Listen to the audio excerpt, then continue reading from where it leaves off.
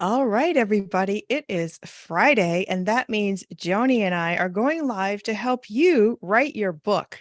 I'm Elizabeth Ann Atkins of Two Sisters Writing and Publishing, and I'm here with our star best-selling author, Joanie Lindenmeyer, talking about how to write a book. I coached Joanie to write her best-selling Nun Better.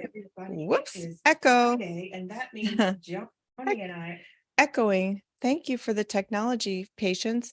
Joanie's best-selling book, None Better. And I coached her. She wrote it in 5 months. She's just amazing. And it's a bestseller in the LGBTQ family category on Amazon. So we're here now working on two books together, collaborating, and we want to share guidance with you to help you write your book because it's hard. So Joanie, welcome to another Friday with our fabulous guidance for all those writers out there. Absolutely. Happy Friday to you and to everybody. Yes, it's a great day to be alive and kicking. Yes. So Joanie's enthusiasm is so amazing, and she's had it throughout the process. She's a retired physical education teacher and also a former Catholic nun, has no writing background, but she rocked it. She rocked it because she got the help that she needed, and that's what we're providing to you. So Joanie has a brilliant topic for today for you. Joanie, what's the topic today? The topic is your timeline for how, when, where you write your book. You know, you have to have some goals in there of when you want it completed. And that means you have to have goals of when am I going to sit down and do this? Yes. And so, yes. I'm excited about our topic. I have props ready to go and my brain and heart are exploding. Woo-hoo, love that. Okay, well, so time, we all have 24 hours in a day, but when you get the calling to write a book, it's not just a frivolous thing you could do someday. When you get that calling, I believe it's your spiritual calling in life. It's a divine assignment. It's a moral obligation that you must bring this message out of you and share it with people whose lives you can touch all around the world through the pages of your book, and then audio book and movie deal. It's infinite what you can do when you finally put your story into words. So time. Elizabeth, that is so profound to say it's a calling. You know, that is so profound because a lot of us don't realize that, but we just know something is in us. But you just put words on that. Thank you. That was awesome. Oh, thank you, Joanie. It's so easy to ignore it by saying, I'm busy. I got my job, my family, my kids, my community, my faith, whatever, all the things we do in a day. It's so easy to blow it off, but it's that nudge inside. It's not just coming from you. It's coming from the universe, spirit, cosmos, God, wherever your spiritual beliefs align. And if you don't do it and you close your eyes and take your final breath, that makes me want to cry. That is the worst offense to spirit, to yourself, to the world, that you did not fulfill that life assignment. You know, I never thought of it that way. I can't imagine not writing None Better. It just was, like you said, a calling. Oh, that just brings emotions to my face. I know. I feel never it thought too. about it that way. Yeah. Wow. Yeah, wow. because so just before we dive into the content that you're here for, Joanie, can you talk about the impact that your book is having when you go to Pride festivals or other events up and down the Oregon and California coasts? The impact is beyond anything I could imagine. And you know, from my religious background, I'm calling this my ministry. It's my None Better ministry, because somebody said the other day, Joanie, anybody can tell you anything. They spill their guts out to you because they know it's confidential. They know that you have a heart. They know you've been through so much and that you can relate. And so I am just honored and privileged, and I enjoy when I'm walking on a trail and I run into somebody and meet somebody, and that turns into a prayer, that turns into a great conversation, that turns into handing out a business card, that turns to go into my trunk of my car and selling them a book out of nowhere. I mean, it's just amazing. The impact is touching people's hearts, and then their hearts are touching other people's hearts. Yes. It's like I just see all these hearts just sort of floating around in the world like clouds. It's just beautiful. And I just keep praying that people are loving and kind, and that we listen to everybody's stories, because Mm. everybody has a story. Yes, And yes. Carol was the best listener in the world. And I'm trying to do my best, sweetie. Woo boy, am I trying to do my best. So for those of you who aren't aware yet, Carol is Joanie's partner, 40-year adventure in love and passion and commitment to God together. Yep. Um, finally married in 2020. Yes. 2020. Woo, Yeah, and I don't know why it Carol's hit me today. Oh boy. yeah, Sorry Carol's in about that. heaven right now, but Joanie wrote the book because it's their story. So listen, I also wrote my memoir, God's Answer is No: Lessons from a Spiritual Life, and I outed my spirituality, which I told stuff I've never told anybody, and I put it in a Yeah. book. Okay. Yeah. And what that does when I freed myself and people see that example, it frees them. Just like people are talking, confiding in Joanie, people confide in me about their spiritual beliefs and questions. So this, we're just sharing that it is a mission. And when you share it, it opens people up and it spreads their love and their confidence and their goodness in the world. And we need way more of that. You bet. And that's the spirit moving. That is honestly the spirit moving. And when you're open to all those things, that's the key, I think, is to be open to other people, to not be non-judgmental, to be non-hateful, to be non-set in your own ways, but to be open to other people. Yes, I love that. So, Joanie, let's open up our writing success secrets to other people right now. Ooh, Okay. that was cool how you did that. I saw that. All right. So, the timeline. The When I timeline. coached you, and I loved last week when we were talking about target audience, you're like, well, I had to put it in my own words. So when I say you need a timeline, a schedule to actually get the writing done, tell me what that looked like. How did you decipher and apply that to yourself? Okay, you ready? Prop number one. It's around Uh-oh. my neck. Oh, oh, Coach A Joanie in whistle the house. in the house. You know, I am so sports oriented. Hmm. And so to me, the timeline just came back to all of my sports days, that in order to be on a team, you have to be in shape. So you Hmm. have to train, which means that might need to start 3 months ahead, 2 months ahead, 1 month ahead of when you actually go to your first practice. And then Hmm. once you start your practices and the team is gelling, you're thinking about, well, what's our goal for the team? You know, do we Uh-huh. want to be the number one team in the number one slot and make it to this tournament or make it to this championship or whatever? But this Uh-huh. whistle just reminded me of setting those goals and being able to say, you know what, I'm going to commit and work toward those goals. Because if you don't Yes. have the commitment and the work attitude, I don't, back to that darn work. When I wrote the book, Elizabeth, if I wasn't joyful and happy, then I didn't want it to be a job. I didn't want it to have to be work.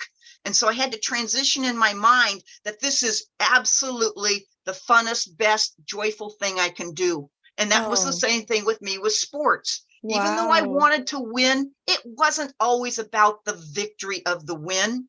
It was the camaraderie. It was the joy of doing my absolute very best and surprising me and having miracles happen on the court, you know. Hmm. But Hmm. but but that whistle reminds me of that. And Hmm. so it's important for anybody out there. And just like you and I, Elizabeth, our goal for books 2 and 3, Hmm. and this is a conversation now here, and people, you're right in it with us as Elizabeth and I are talking. Our goal to complete books 2 and 3 are to have them published, ready to go, June of 2024, because that's Pride Month. And these Hmm. books will definitely be a shot in the arm and knock people's socks off Hmm. come June.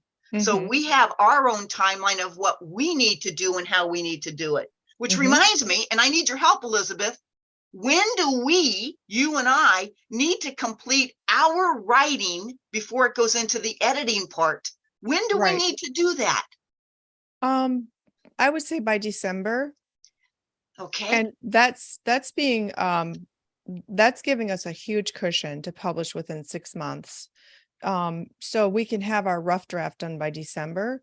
And then we also are, all of you, we're inviting people that we know to share their testimonial stories in the book to bolster the points that we're making. in terms of how to live your truth as an LGBTQ plus person. That's book one. And so we're inviting people we know to share their stories that can exemplify the messages that we're sharing. And so we are not only going to be editing our own work, but we're also going to be having all these people in the book, which is, it's going to flow beautifully. I see it like a tapestry, and everybody's story is just going to be these wonderful threads coming together for this brilliant, beautiful quilt.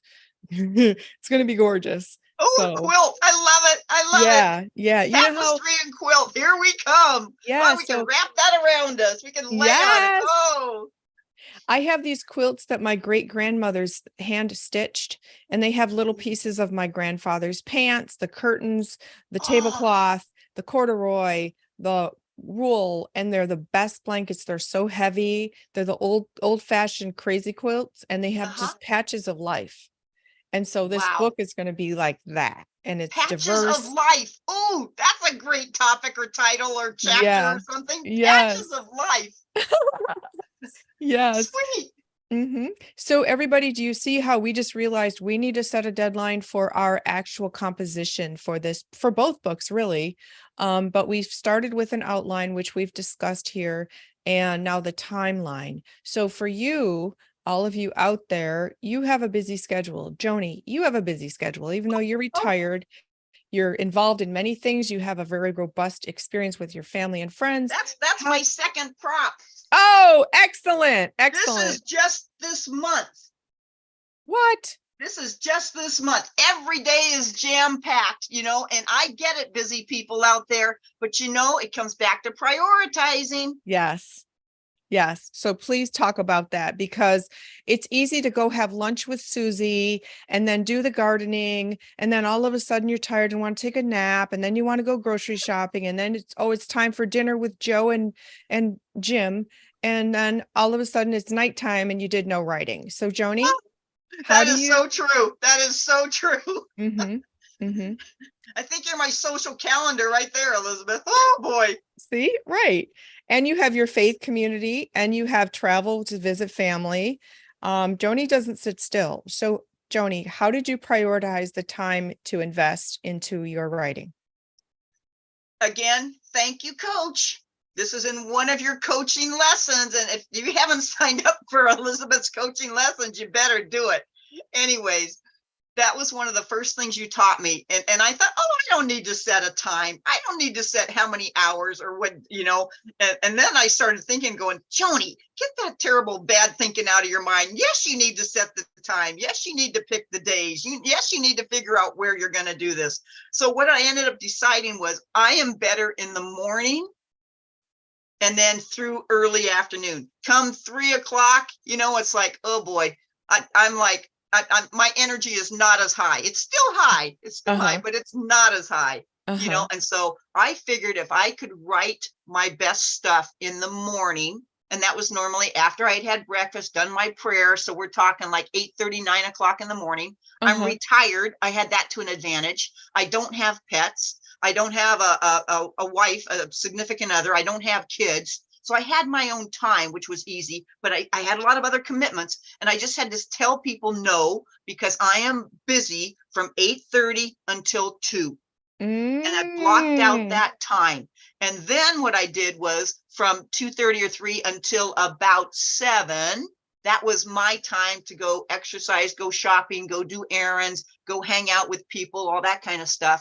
And then many times, probably 5 out of 7 days a week after 7, I would again sit down at the computer from 7 to about 10 or 11 and do some more writing, and so that sort of seemed to be my pattern of how I did that, Mm-hmm. and I go back to, oh my gosh, this was so incredible. And I know I'm sort of chicken walking or whatever that saying is. But when Carol passed away, I had to figure out, oh boy, God, am I emotional today? Woo-hoo. Anyways, when Carol had died and my sister Terry flew up to be with me, she was here by 6 o'clock that night and Carol died in the morning. Thank you, Terry. Thank you. Thank you. And so she goes, well, let's just start a routine. Let's work and do the stuff we need to do for you, the house, and for Carol, all the paperwork, all the calls, everything you have to do. we did that until 12:30 or 1. And then in the afternoon was our playtime. Because if you don't Mm, have the playtime, you don't have the break time in there, then it just becomes overwhelming and too saturated, and it can just pull you down the bucket like a crab, you mm-hmm, know? And so that Terry's sequence of helping me do that, and this was a part of the book because, of course, I was still grieving when I was writing None Better. mm-hmm, And mm-hmm, again, that pattern of time was mm-hmm, crucial, helpful, and not just for me, for my friends and my family, Elizabeth. mm-hmm, So they knew not to disturb me during those times, which was so helpful. All of my allies, all of my friends, all of my family, they knew the best time to get a hold of me would be in the afternoon and early evening. So I mm-hmm, didn't want to run from their friendships and their relationships. I needed to still have that in there. I mm-hmm. know I'm rambling. No. No, So that's your time, and you fiercely protect the boundaries of those times. And it's easy to say, okay, I'm going to write from 8 to 10 or 8 to 12, 8:30 to 12:31, whatever it is. It's easy to say that and pencil it on your schedule, but then if your phone is constantly ringing and people are texting you and emails are coming in, you're not honoring your commitment to your time, yes, because those minutes are going to be just ticking away. And so not only do you have to commit the time, but you have to put boundaries around it and tell yes. people I'm not available, and they have to respect it, Yes, they did. because And not that's why I everybody. came out with my first business card. I'm writing a book. That was my Mhm, first business card. I'm writing a mhm, book. So people knew of my mhm, commitment. They knew that I was going to be busy. They knew I wasn't going to be out being able to do all these things that I used to do mhm, because I now had this mission. mhm, mhm. I Hmm. love that. That's Hmm. amazing. Hmm. So then did people always honor it, or did they try to say, well, you can miss a day? I don't remember any of that. I think people honored it or they didn't know. And so then I would just need to communicate with them. And Mhm, one really, really cool thing was there were like 2 or 3 days in the row where I was like nonstop and I was up until because sometimes the creative juices hit you at 1 o'clock or 3 o'clock in the morning or whatever. And it's like I didn't lay in bed and I just got up to the computer and just started typing when I had those moments. And mhm. there was 1 or 2 or 3 days that I was pretty much like a recluse in my house and I didn't even realize it. And I had neighbors that came over and said, Joanie, hey, here's some of our leftover dinner. Here's some food for you. Here's this. Here's this. What can I do for you? I mean, how supportive and helpful is that? You know, Yeah. that was Carolyn, that was Leslie, that was Doris. Mhm. And they were right there by my side to say, hey, we're checking on you. The car hasn't moved for 2 days. Are you doing okay?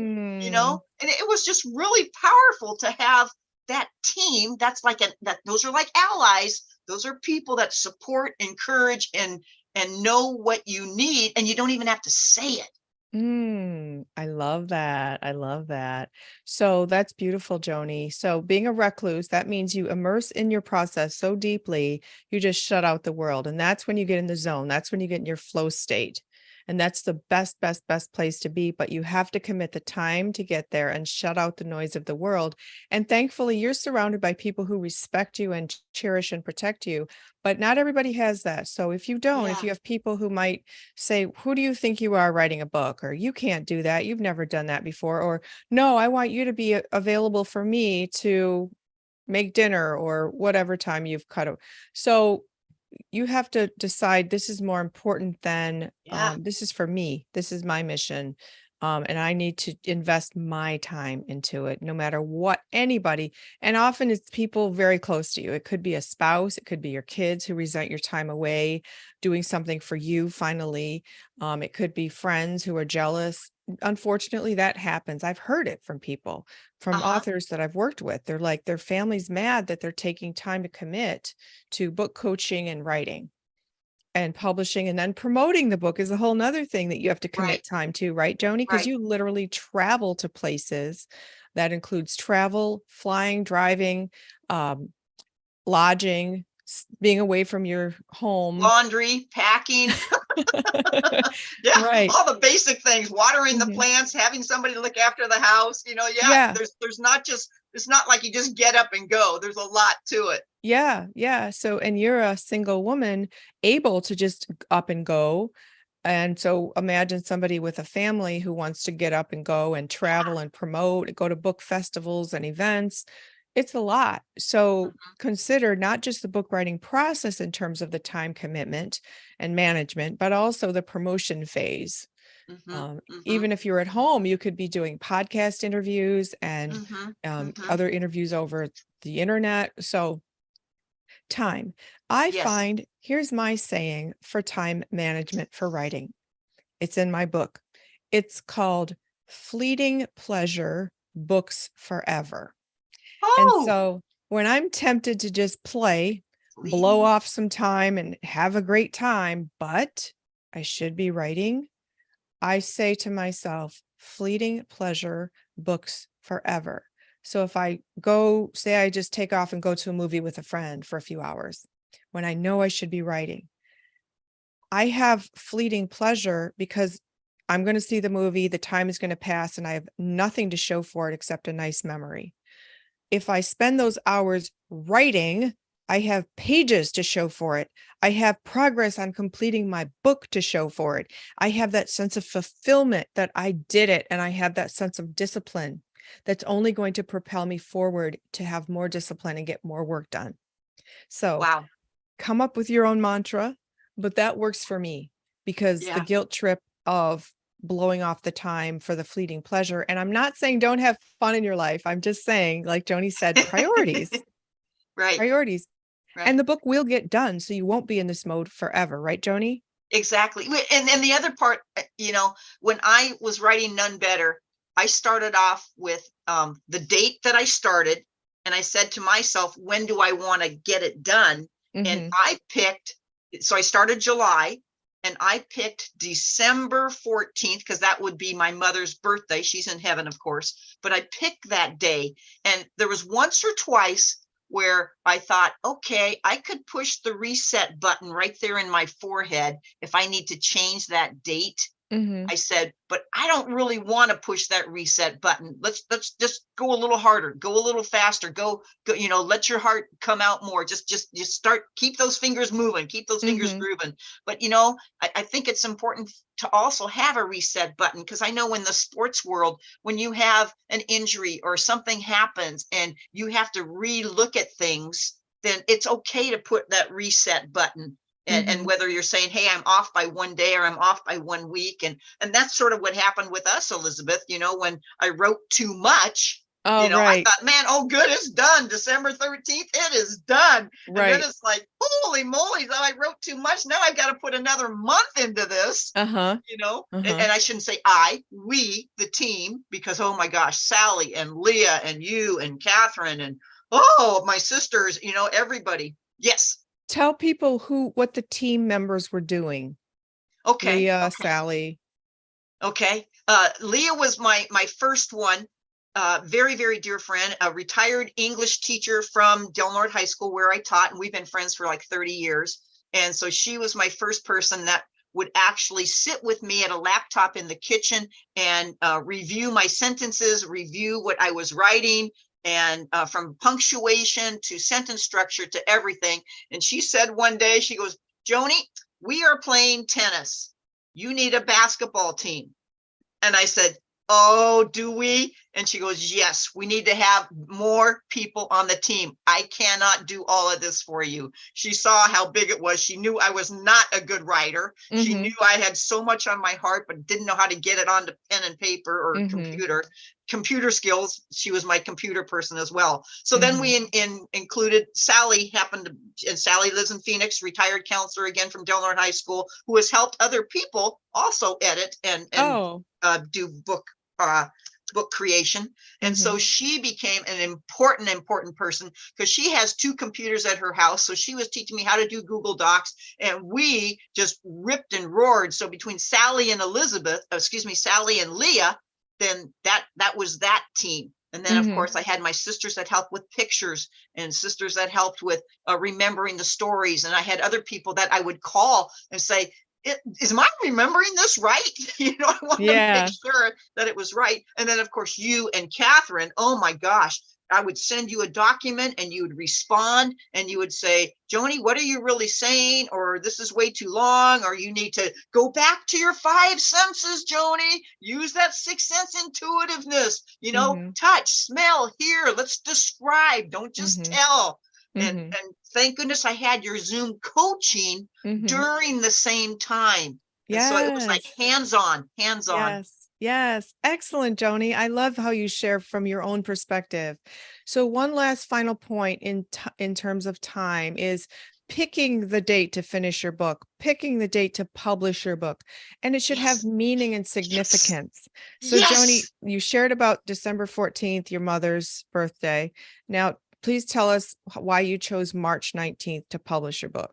Oh my gollies, that was a no-brainer. That was a no-brainer because March 19th was significant for Carol and I.